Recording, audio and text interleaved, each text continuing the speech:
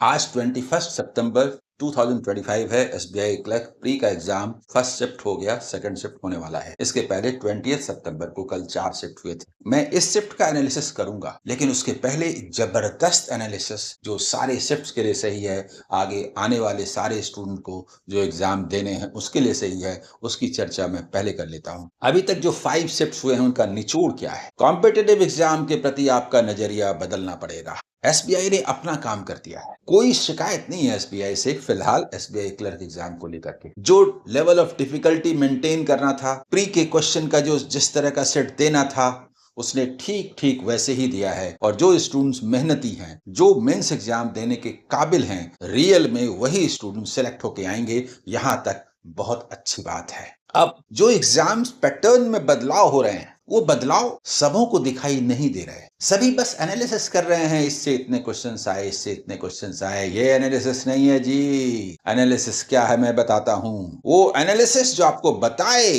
कि पढ़ाई का तरीका बदलना पड़ेगा। सुनिए वो क्या है, मैं एक्सप्लेन करता हूं। देखिए, प्री एग्जाम में इंग्लिश, मैथ्स और रीजनिंग है। कहने के लिए तो तीनों पर इक्वल वेटेज दीजिए, लेकिन कॉम्पिटिटिव एग्जाम में आप पास कब करते हैं? जब आप अपने कॉम्पिटिटर से आगे बढ़ते हैं। तो कॉम्पिटिटर से आगे कब बढ़ेंगे? जब एग्जाम के नेचर को समझेंगे। एग्जाम देने वाला स्टूडेंट, एक एक करके बात करता हूं। जैसे कि इंग्लिश, तो बहुत सारे स्टूडेंट्स होते हैं जिनकी इंग्लिश बहुत स्ट्रांग होती है, लेकिन 90% से ज्यादा स्टूडेंट ऐसे होते हैं जिनकी इंग्लिश या तो एवरेज है या फिर बहुत कमजोर है। वो सोचते हैं कि मैथ्स और रीजनिंग के बल पर हम इंग्लिश की भरपाई कर लेंगे, तो वो जमाना गया। ये मैं पहली बदलाव की ओर संकेत कर रहा हूं। मतलब ये कि जिनकी इंग्लिश कमजोर है वो इंग्लिश को बिल्कुल अवॉइड कर देते हैं। ये नहीं चलेगा, ये नहीं चलेगा। जब टफ पेपर होता था इंग्लिश का, तब आप थोड़ा सा पीछे रह जाते थे। इजी पेपर होने की वजह से दूसरे 30 में 27-28 कर लेंगे, 25 प्लस, और आप 15 भी ना कर पाए तो इतना बड़ा गैप आप नहीं भर सकते मैथ्स और रीजनिंग के बल पर। ये पहला बदलाव है जो आपको करना पड़ेगा। मतलब इंग्लिश बहुत स्ट्रांग इतनी जल्दी नहीं होगी, टेंशन ना लीजिए, कोई दिक्कत नहीं है। इंग्लिश को एक सब्जेक्ट के रूप में लेकर पढ़िए। पेपर ऐसा है, एसबीआई ये चाहती है कि इंग्लिश आनी चाहिए, और इंग्लिश आपको आती है, सिर्फ डरिए नहीं। जब आप इंग्लिश पढ़ेंगे तो ठीक है, उसके बराबर नहीं पहुंचेंगे, लेकिन पेपर ऐसा है कि इजी है और आप सारे सेक्शन में इंग्लिश के अंदर आप अच्छा स्कोर कर लेंगे बिना बहुत ज्यादा मेहनत किए हुए। यानी इंग्लिश को अवॉइड करने का जो रवैया रहा है उसको छोड़ दीजिए, इंग्लिश को अपनाइए, आगे बढ़िए। बहुत अच्छे से आप 20 प्लस कर पाएंगे। पहला बदलाव यही है कि इंग्लिश में 15 से भी कम ला करके जो काम चलाने वाली प्रवृत्ति थी वो बदलनी पड़ेगी। इंग्लिश में 20 प्लस करना पड़ेगा, और होगा, आसान है। तो ये रवैया आप बदल लीजिए। दूसरा, रीजनिंग। रीजनिंग का जो पेपर है वो इजी है। इसमें आप मेहनत करेंगे तो दूसरों से आगे नहीं निकलेंगे। रीजनिंग दूसरों से आगे निकलने का खेल नहीं है। तो फिर क्या है? रीजनिंग दूसरे से पीछे न रह जाने का खेल है। मतलब रीजनिंग में सभी 25 प्लस करेंगे। 25 प्लस तो मिनिमम है, 27-28 ऐसा करेंगे। और आप भी 27-28 गलती करके अपने को कम मत कर लीजिए, एरर मत कर दीजिए, एक्यूरेसी होनी चाहिए। इजी पेपर में यही होता है। तो रीजनिंग इजी पेपर है, ज्यादातर स्टूडेंट 27 प्लस करते हैं। आपको भी 27 से कम नहीं करना है। इसमें आपको लीड नहीं मिल रही है, बस पीछे नहीं रहना है। और तीसरा है quant, that is deciding. Quant को एकदम अलग तरह से लेना है। एसबीआई ने भी इस बात पर मुहर लगा दी है कि मॉक करके, मॉक के सहारे पढ़ने वाला स्टूडेंट, रट्टा मार स्टूडेंट एसबीआई में नहीं आएगा। कर दिया, बेकार का मॉक करके कुछ नहीं होने का है। सब्जेक्ट का नॉलेज होना चाहिए। उसने इसका पूरा प्रबंध कर दिया है। सिंप्लीफिकेशन है ना, मॉक में क्या सीखिएगा मुझे बता दीजिए, दूसरों से क्या सीखिएगा? सिंप्लीफिकेशन के क्वेश्चंस जो 10 आ रहे हैं उसमें 5 से लेकर के 6 तक, 4 से लेकर 6 तक क्वेश्चंस ऐसे होते हैं जिनको स्पेशल मेथड चाहिए आपको सिंप्लीफिकेशन का सॉल्व करने का। वो मेथड सीखना पड़ेगा ना। वो सीखे बजाय बस मॉक दिए जा रहे हैं, मॉक दिए जा रहे हैं, देते रहिए, कुछ नहीं होगा, नहीं होगा।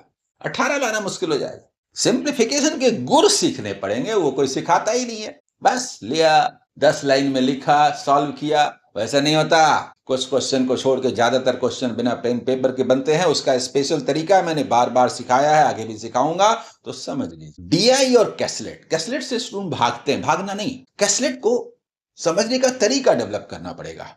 एक मैक्रो व्यू लेते हैं कैसलेट को देखने का, पहले मैक्रो देन माइक्रो, ये कैसलेट को सॉल्व करने का तरीका है। और डीआई का क्वेश्चन ऐसा है जिसको आप इजी में हार्ड और हार्ड में इजी ऐसे बोलेंगे, मतलब समझे, इजी में हार्ड और हार्ड में इजी। इजी में हार्ड का मतलब जो डीआई का टेबल है, ग्राफ है, वो इजी है, वो इजी है, लेकिन उसके क्वेश्चंस में कुछ छुपा है, वो हार्ड है। समझ में आ गया?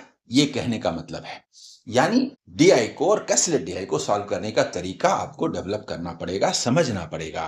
और जो इसका तीसरा पार्ट है, एसबीआई ने तो ऐलान कर दिया बिना बोले हुए कि भाई सिंप्लीफिकेशन, डीआई और वर्ड प्रॉब्लम्स प्री में, इसके अलावा मुझे कुछ नहीं चाहिए। आज अभी तक 5 शिफ्ट्स हुए, उसका यही निचोड़ है। तो अरिथमेटिक क्वेश्चंस मतलब चैप्टर के क्वेश्चंस, मतलब मैथ्स आप पढ़े कितना है भाई, आपको एसआई सीआई आता है कि नहीं, टाइम एंड वर्क जानते हैं कि नहीं, प्रॉफिट एंड लॉस समझ में आता है कि नहीं, और स्टूडेंट भाग जाते। अब है कि 10 से ज्यादा क्वेश्चन उससे आ रहे हैं, जिसमें डीआई कैसलेट का 3 सेट न देके 2 सेट दिया जा रहा है, उसमें 12-13 क्वेश्चन चैप्टर के आ जा रहे हैं, और चैप्टर से भागने की प्रवृत्ति छोड़नी पड़ेगी, ये आप समझ लीजिए। इसलिए बढ़िया से मैथ्स को पढ़िए। पढ़ने के लिए एसबीआई प्रेरित करता है, सही तरीका है। मुझे बहुत खुशी हो रही है एसबीआई का जो पूरा अप्रोच रहा है, क्वेश्चन सेट पूछने का, पेपर पूरा पूछने का, स्टूडेंट को जज करने का तरीका, ये समझ गए? ये जो मैंने एनालिसिस किया, ये कोई सिर्फ एनालिसिस नहीं है, ये ओवरऑल एनालिसिस है, और ये तरीका आगे आने वाले समय में हर एग्जाम के लिए एप्लीकेबल होगा। आईबीपीएस ने इसके पहले ही शुरुआत कर दी। तो चलिए बढ़ते हैं कि ये जो फर्स्ट शिफ्ट हुआ 21 सितंबर को, वो कैसा रहा। देखिए ऐसा है, ऐसा है। सबसे पहली बात है, ये भी मैं बार बार कहता हूं, ये जो कट ऑफ बोलने का चलन चल गया है, कट ऑफ तब होता है जब एक ही शिफ्ट हो और एक ही पेपर हो, तभी संभव है कट ऑफ बोलना कि भाई अलग अलग कैटेगरी में ऐसे ऐसे। अभी नॉर्मली कट ऑफ का मतलब समझ लीजिए कि जो नॉर्मलाइजेशन होता है, तो सारे सीट को 12 शिफ्ट में बांट दिया। अब एक शिफ्ट में इतने शिफ्ट हैं, इतने स्टूडेंट्स हैं, आपस में कंपटीशन कर लीजिए। इसलिए कोई शिफ्ट इजी है या हार्ड, इसका कोई मायने नहीं है। एक शिफ्ट के अंदर अगर हार्ड है तो सबके लिए है, उस शिफ्ट के स्टूडेंट के लिए, और उसी में उसका सिलेक्शन होगा। इजी है तो सबके लिए, उसी में सिलेक्शन होगा। एकदम भूल जाइए, किसी शिफ्ट में 80 के आसपास जा रहा है तो उनका मामला है भाई, किसी में 50 के आसपास जा रहा है तो इनका मामला है। हमको 80 वाले से कोई मतलब नहीं है, हमको 50 वाले से मतलब है। समझ गए ना? इसीलिए अब कट ऑफ की बात मैं नहीं करता, मैं एक ऐसे स्कोर की बात करता हूं जो क्वेश्चन पेपर है उसमें आपको कितना स्कोर करना चाहिए जिससे कि सिलेक्शन हो जाए, चाहे कट ऑफ कुछ भी हो। समझ गए? यही सेफ स्कोर, यही गुड स्कोर बोलने का मतलब है। इंग्लिश का पेपर इजी है, तो भी बड़ी संख्या में जो कि हिंदी मीडियम स्टूडेंट्स हैं, इसीलिए बहुत ऊपर नहीं जाएगा। बहुत सारे लोग बोलते हैं 26 जाएगा, 27, 30 में 26 आसान नहीं है, खास करके जब 90% स्टूडेंट हिंदी मीडियम के हैं। ये 20 के आसपास, 21, 22 है तो बहुत बढ़िया स्कोर है, चाहे इंग्लिश कितना भी इजी हो। रीजनिंग 27 से 29, कुछ न कुछ गलती हो ही जाती है, इसलिए गलतियों को छोड़ दीजिए। तो ठीक है, गलतियों को छोड़ दीजिए, तो 27 से 29 के बीच में स्कोर है तो बढ़िया है। और क्वांट डिसाइडिंग है, जो कि क्वांट का जो ये पैटर्न में बदलाव है, पैटर्न में बदलाव मतलब क्वांट में बदलाव दिखता नहीं है। क्या लगता है बस सिंप्लीफिकेशन 10 आ गया, 3 डीआई कैसलेट मिला के आ गए 15 के, 10 का सिंप्लीफिकेशन आ गया और 10 का अरिथमेटिक क्वेश्चन आ गया। बदलाव कहां है? तो वही है, बदलाव क्या है वो तो उसके अंदर है। 3 डीआई कैसलेट बनाना आसान नहीं है, क्योंकि 20 मिनट्स का बार है, ये भी ध्यान रहे। वर्ड प्रॉब्लम्स बनाना आसान नहीं है, इसीलिए इसमें 18 to 20 इस बार के लिए अच्छा स्कोर है, इस शिफ्ट में खास करके। और शिफ्ट में डिफिकल्टी लेवल को लगभग मेंटेन किया गया है, ये समझ गए? ये है, यानी 65 प्लस आपका स्कोर है तो एकदम मेंस की तैयारी कीजिए, चाहे कोई कैटेगरी रहे रहे कुछ भी रहे, कोई भी स्टेट रहे। देखिए क्वांट एनालिसिस कुछ इस तरह से है।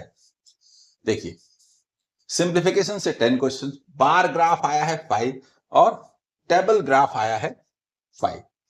कभी कभी लाइन ग्राफ आता है। कैसलेट डीआई 5, अरिथमेटिक क्वेश्चन 10, एसआई से 1 आया अरिथमेटिक में, सीआई से 1 आया, एजेस से 1 आया, प्रॉफिट एंड लॉस से 1 आया, पार्टनरशिप से 1 आया और इसी तरह से ये। तो ये समझ गए। अच्छा एक बात और है, इसको पहले देख लीजिए कि इसमें जो इंग्लिश का सेक्शन रहा, reading comprehension 10, error detection 5, word swap 3 to 4, cloze test 5, word usages 1, column based 2 और सिंगल फिलर 3 to 4 30। पूरा पेपर आसान था और आप आसानी से इसमें अच्छा स्कोर कर सकते हैं। रीजनिंग का देखिए, seating arrangement 3, seating arrangement square वाला 5, puzzle box based 5, puzzle floor based 5, series digit based 5, direction 3, syllogism 3, inequality 3, odd one out 1, pair formation 1 और मीनिंगफुल वर्ड 1 35। ये बहुत आसान रहा रीजनिंग का पेपर। मैं ये कह रहा हूं, मैं सोच रहा हूं कि स्टूडेंट डिमांड भी कर रहे हैं कि इस बार एसबीआई क्लर्क पास ही करा दो, तो मैं एक हेवी डिस्काउंट देकर के एक पेड बैच ला रहा हूं। अमर सर मैथ दिखता है, इस ऐप पर आ जाइएगा, कल से ही इसको लॉन्च कर देता हूं और कैसे पास कराऊं उस पर मेरा ध्यान है, हेवी डिस्काउंट के साथ। आइएगा, देखता हूं, आज प्लान करता हूं कि कितना क्या किया जा सकता है। इसको ज्वाइन कीजिए और पूरे मन से लग जाइए, मेन को स्पेशलाइज करके मैथमेटिक्स का ये कोर्स, ठीक है। प्राइस ऐसा रहेगा जो आराम से कोई भी ले सकते हैं। तो तैयार हो जाइए इस एग्जाम को क्रैक करने के लिए। All the best, bye.